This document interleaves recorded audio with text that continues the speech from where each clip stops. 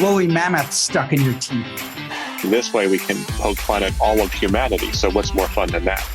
Aliens don't have a crack in their ass. You know, you are the Ronnie Lott of this podcast. I have a very funny, quick story about my lucky pinky. And the fact that we can change the weather with a flick of a wrist. So there's a thin layer of ice on top of it. You could almost ice skate. Hello, everybody. We're hippin', boppin', joppin', coppin', loppin', and stompin' right into your ears. This is yet another edition of Smart Drivel with your hosts, Kurt Schneider. And Jon Ellenthal. I thought you were going to say stopping at the end, and that would have been the end of the podcast. Yeah, we would have been finished. So the idea for today is if aliens from other planets, which I firmly believe in, that's probably definitional, from other planets, looked down at us and said, what the hell are these guys doing? What are they laughing out loud that we humans are doing that they think is just roll on their stomachs if they have stomachs, laughing their asses off if they have asses? So what is that? Well, I think that's a great topic because normally we poke fun at each other during the podcast, and this way we can poke fun at all of humanity. So what's more fun than that? So I was talking to a friend of ours yesterday on the phone to get us kicked off here, and she was laying out in the sun, sunbathing. And I think that is an excellent example of what an alien would laugh at humans for doing. We're basically exposing our skin to the nearest star so that we can prematurely age and damage our skin, which is a pretty important organ from what I understand. So human vanity and our need to tan ourselves at the expense of our long-term health is something that I believe aliens would laugh at us for doing. Unless they saw that it was necessary for the procreation and the continuation of the species. In this case, so you think if people were not tan, they'd be less sexually attracted to one another and therefore less likely to procreate? That could be an argument. That's exactly right. Do you think there's procreation that takes place during the winter? In North America or in Southern Hemisphere? It doesn't matter. They both have winters. Yes. Ooh, yeah, you're right. I do. How about mullets? You think that's sustaining the species? I think that probably runs counter to your argument about procreation. Although in parts of the world, I'm sure the mullet is celebrated as the haircut of choice. And jorts, of course. I don't know what jorts are. Is that like shorts with a... Jean shorts, John. Jean shorts. Shorts. I know what a spork is, a spoon and a fork. Yeah. And there are skirts where a skirt is actually shorts, but I had not heard of jorts. Well, I think aliens would have had fun with that conversation. In podcasts past, we've talked about girdles and corsets, also done for vanity, which I think they would laugh at, that we would. How about women with stiletto heels? I mean, I would think they would laugh that we're doing this. Well, I think we are willing to do things to our bodies, even though they come at a real cost, whether it's immediate cost of discomfort or long-term cost, loss of ankle flexion and danger as an elderly person, or, of course, skin damage. So I think one of the things they would laugh at us for, Kurt, that relates to this is our apparent inability to think long-term and factor in long-term consequences to the decisions we make today. It's easy to put on stilettos. In fact, I've seen you do it without thinking about how that's going to affect your balance and ability to avoid falling over when you're elderly. How about doctors who smoke? And for that matter, how about anybody that smokes? So we have a lot of evidence that smoking is really bad for your health, yet 20% of the population or so still smokes. We don't get this concept of long-term consequences so easily, and we don't get the concept of compounding. And compounding effect of cigarette after cigarette can build into a pretty bad outcome, just like the compounding of saving money can lead to a pretty good outcome. But we don't get it. It's why our brains can't wrap around the fact that if you took a penny and doubled it every day for a month, you'd start with a penny and end with like $6 million. I thought you meant physically double. It'd be like a manhole cover by the end of a month. It would be huge. So you're talking about them laughing at us for the stuff that we poor humans do for our vanity, which we've done. And I'm sure they've laughed at us since the beginning of time when we would put a saucer in our lip to make it bigger or a bone in our nose to make it more attractive. So I don't think this is something that humans are going to stop doing. I think they're just finding different ways to do it. And I do think that aliens being superior to us would laugh at that. I think a lot of people think of themselves as rational, but I don't think humans are terribly rational. If you think about how our brain works, all of our decision making takes place not in our frontal lobe, but in our limbic system. And the limbic system is basically governed by emotions. It can't even process language. We think of ourselves as making rational choices. The reality is we're quite irrational and we are emotional creatures. And we make a lot of decisions to satisfy our emotional needs in the short term. And I think being human, you're probably going to be subject to that. Let's have a little fun with this, because I bet you our audience For the record, I was actually having fun, but okay. Boy, remind me to hang out with you more often talking about the limbic system or whatever the hell it is. This is called smart drivel. If it were called drivel, we'd have to skip the limbic system. That's because I'm sure our listeners, and one thing we all like to do when we listen to podcasts is think about the topic and what would they want to, how would you add to it? So what are silly habits? Silly habits that humans do that these aliens would laugh at? Let's come up with some. Okay, how about sitting with our pants down a bit, sitting on the photocopier machine and taking a picture of our ass? That's a fun little silly thing. Is that more fun for you, Kurt? Is that more fun than talking about the limbic system, Kurt? Much more fun. And I'm just thinking, I don't think the aliens are laughing at that. I think the aliens are thinking, why didn't I think about that? Except aliens don't have a crack in their ass. So when they do it, it just looks like a flat piece of paper. But the truth is we take photocopies of other body parts as well. It was sort of the precursor to selfies. Tell me what body parts you have put on the photocopier and made a photocopy of. Let me say that differently. Tell me a body part. I don't need a full accounting. My left pinky. And what was the motivation behind that? Because that seems strange. Well, I have a very funny, quick story about my left pinky. Excellent. So I played football in college, and my freshman year... I'm sorry, you were on the football team in college, Kurt. My sophomore year, I was on the team. I actually did some playing my freshman year. My bad. So because we had to play freshmen back then, so you played other freshmen in other schools. You weren't on the varsity. Anyway, I broke my pinky, or I did something to it, and the trainer said to me, listen, and I was a freshman, I'd been around there for like a month, go into the trainer at the athletic facility and you need to whirlpool your pinky. So I went in there as a freshman, and I get to the whirlpool and two huge senior offensive linemen are sitting in the tub, totally submerged, with their knees in there. I stood on the outside and put my pinky in it for about 3 minutes till they both looked at me. And then I said, you know what? I'll keep the deformity for permanent. And so then I Xeroxed it to see what it looked like. A perfect example that you were willing to sacrifice the long-term direction of your pinky because of the discomfort and embarrassment of soaking a tiny, inconsequential body part while these big people were submerging their entire bodies. Remember Ronnie Lott, the defensive back for the 49ers?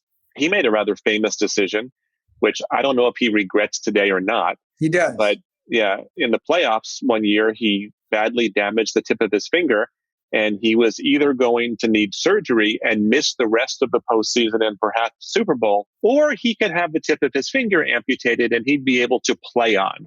As you might expect, he had the tip of his finger amputated for the rest of his life. But he played on and they won, so good for him. Okay, so you basically made you are the Ronnie Lott of this podcast. You sacrificed the health of your pinky for the greater good. Yeah, I show it to you, but we're on a podcast, so you can't really see it. You know what? So let me ask you a question. How do you think our alien friends what do you think they would think of Halloween? I think that's a great one. I think dressing up and going to people's doors and knocking and basically holding them up for food, I think they would think, they would think it's awesome. They would not laugh at that, John. But you know what they would laugh at? Snow globes. What's with our fascination with snow globes? I don't know that they would find that so funny. I think I think they're beautiful. And the fact that we can change the weather with a flick of a wrist. But a lot of times they are cityscapes of cities that never see the snow. Well, that's just irony. But yes, that would be, we're not the most practical sorts, but we will do almost anything for our entertainment or to earn a dollar. Yodeling? All right. Yodeling? No, I don't think all human expression is. I think they'd laugh at yodeling, not the others. They're very particular. What do you think they would think of the Ricola commercial? Ricola! They would not like that. They would laugh. They would think it's funny, actually. Kurt, do you know what triskaidekaphobia is? Of course I do. It's a fear of Triscuits. You know what? That is the number 2 definition at Merriam-Webster, but the primary definition is fear of the number 13. What do you think aliens would think of our deep fear in this culture of the number 13 to the point that we actually skip the 13th floor in tall buildings? What's up with that? Well, do you even know what's problematic about the number 13? I don't think I do. Well, I know what's problematic about Friday the 13th. You know the etymology of that, right? I do not know the background. You've heard of the Knights Templar. I have. So the Knights Templar, their job in the beginning was to be bodyguards of the pilgrims going to Jerusalem. And then they got involved in the Crusades and tons of battles. And they ended up becoming incredibly wealthy because either they would charge money to take people there, but also the idea was they were sitting on many different relics, etc. And they became the number 1 bankers in all of Europe. Bankers, incredibly wealthy and incredibly powerful. The problem was because they were so powerful, they did not answer to any specific state or person. So 2 people got together, the Pope and one of the King Philips in France. And one day in the fall, on a Friday the 13th, without telling anyone, well, without making it public, they went, the Pope and King Philip together, sent their people out and murdered all of the Knights Templar on Friday the 13th. Wow. It's kind of like the Valentine's Day Massacre, Al Capone in Chicago, except not in some ways.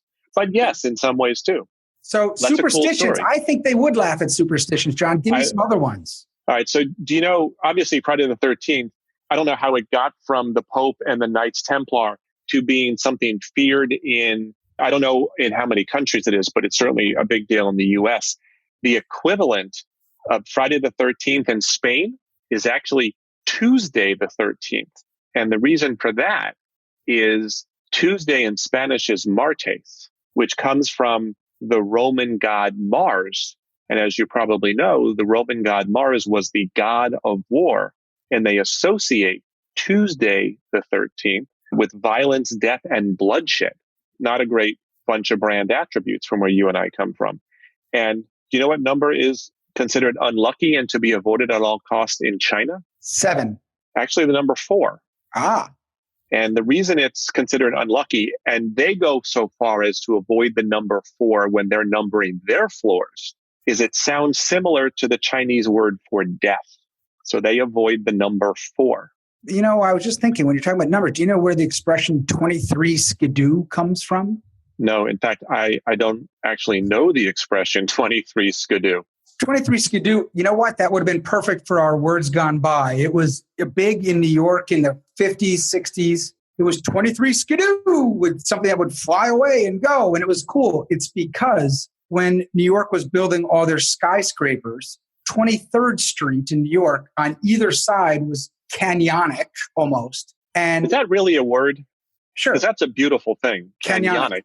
And wind would come whipping down and it would go raise the women's skirts. And so you would 23 skidoo. We're going to have a good time tonight. That's a great story. I have never heard the expression or the story behind it. I want to acknowledge that I think the word canyonic might be, if indeed it is a word, the greatest word used in smart drivel to this point. Canyonic. And if it were not a word, it should be. Our fact checkers are going to definitely double check on that one. And you can check us online at Smart Drivel on Twitter. And what's our Instagram address? Smart Drivel. I was just setting you up there for an easy one, Kurt. We will post the fact check for everybody on the word canyonic. How about poor rabbits get a bad time in history and superstition, right? There's a rabbit's foot is supposed to be good luck. It ain't for the rabbit. You also have rabbit. You say it the first of the month. I have heard some expressions that involve jackrabbits that is a bit more of a positive aspect of life as a rabbit, but not that this is a family show by any stretch, but I'm not going to say it. You really think canyonic is a word, Kurt? Yeah. John, do you think, moving off of canyonic, I can't. That's what they're laughing at us for, John. What? We only use 10% of our brain's capacity. You know, that's a very popular belief. You think that's true? Yeah, and you know what the scary thing is? The 10% we do use, we're using it up on Candy Crush and watching reality television. Oh, here you go again with your Candy Crush. Although I'm with you on reality TV. Despite that, I want you to know I do watch a fair bit of reality TV. I am a sucker for HGTV and some Bravo shows. But here is one show that I am sure aliens observing us would be stunned by. And that is, there was a show called I Didn't Know I Was Pregnant, about people who did not know they were pregnant until they went into labor. I'm thinking aliens would have a good old time laughing about that, Kurt. I'm laughing about that. Well, you have some alien-like characteristics, so this may be one of them. I think, speaking of which, aliens would laugh at the fact that we wear socks. Their feet would be so tough that it would be unnecessary. And they don't like the tan line. What do you think they would think of the act of flossing? There is something very prehistoric about flossing. It's because you get that's when you get a woolly mammoth stuck in your teeth. The wool part of the mammoth got stuck in their teeth and they had to use something to floss it out. And I think it's something we just have continued to use. My brother once told me, he said, this was 30 years ago, if you're ever waiting to go into an interview and you have something stuck in your teeth, you don't have any floss, reach down to your socks. Good thing we wear them. Grab a piece of string out of your sock and use that to floss. Your brother was definitely a Boy Scout, wasn't he? Yes, very resourceful. So another thing I'd love to hear from our listeners is about this belief that we only use a small part. Kurt, you use 10% of our brain. There's something about that I find hard to believe. But then again, I could be using a tiny bit of my brain, and that's why it's hard for me to believe. Another hygiene activity that I think aliens would be bemused by is apparently in parts of the world, it is considered bad luck to trim your nails after dark. Why? I don't know why, because, and I think superstitions often don't come with a really good why. But apparently in Turkey, India, and South Korea, they believe that it could lead to premature death. Because it's so dark, you can't see. Then you end up eating them on your cereal and choking to death. Can we, do you have anything else they're laughing at? Because I wanted to just shift this conversation. Shift away. I think it's, we've already proven it here. It's very subjective. I think it's whatever we wanted to laugh at humans, we put on the aliens, and that's okay. But what if we went the other way? What if we said, okay, if aliens did come down, what's unique and awesome about this planet now that they would want to take back and assimilate on their planet? And it's a great question. And I want to go there. I just want to point out that we will have foreclosed talking about all of the ways in which humans are destructive. We talked about how destructive we are to our bodies. We are also destructive to our fellow earthlings, and we are also destructive to our home planet. And I think just to wrap up that part of the discussion, I think that would blow the minds of our alien observers. That being said, that we have crime, that we murder one another, that we have wars, that we pollute, that we put CO2 in the air, and that we do. We're killing our home, which is just ridiculous, right? That we are that massive, that stupid. That being said, let's turn to the brighter side, like you suggested, Kurt. What are some things about human life that an alien observer would go, "Wow, we should do that too"? Do you have one in mind? I think I started with something short, which was Broadway musicals, because they always bring a tear to my eye no matter what. When they start singing, I start weeping. I love them. And then I went to the arts in general. When you look at a gorgeous painting by Manet, you can't help but realize, wow, there's something amazing about this. When you listen to Tchaikovsky and you're hearing what's going on with it, you are taken away by it. I think that something when you're reading something by, Dostoevsky or something actually a lot shorter, I think you probably say, this is amazing.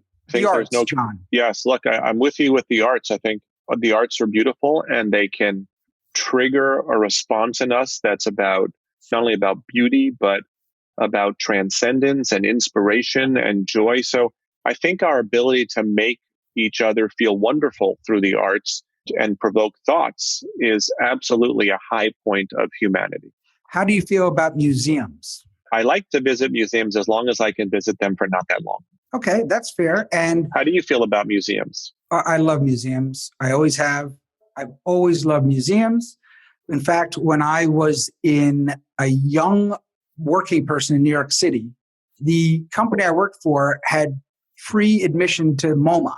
And so I would put my Walkman on by myself and I would go walk around the MoMA listening to music and just letting it seep in. And it was moments of pure joy for me. Do you think the aliens have arts of their own? Arts? Oh, I think to be alive, there's some art. Think about caveman drawings, right? I mean, I think from time immemorial, if you are alive and you have a cognitive sense of being, there will be arts. What are the odds that Canyonic is really a word? You are stuck on that. I think the odds are very high. Here's something I think an alien would absolutely take back to their planet 100% that we have here. Gin martinis. Gin martinis. So what makes you think that aliens Cool don't Ranch have Doritos. something? The best Dorito of the bunch by far, which is something we could talk about for a long time. That'd be another great thing to hear from our listeners about their favorite flavor of Doritos. I am all in. Apparently you are as well on Cool Ranch Doritos.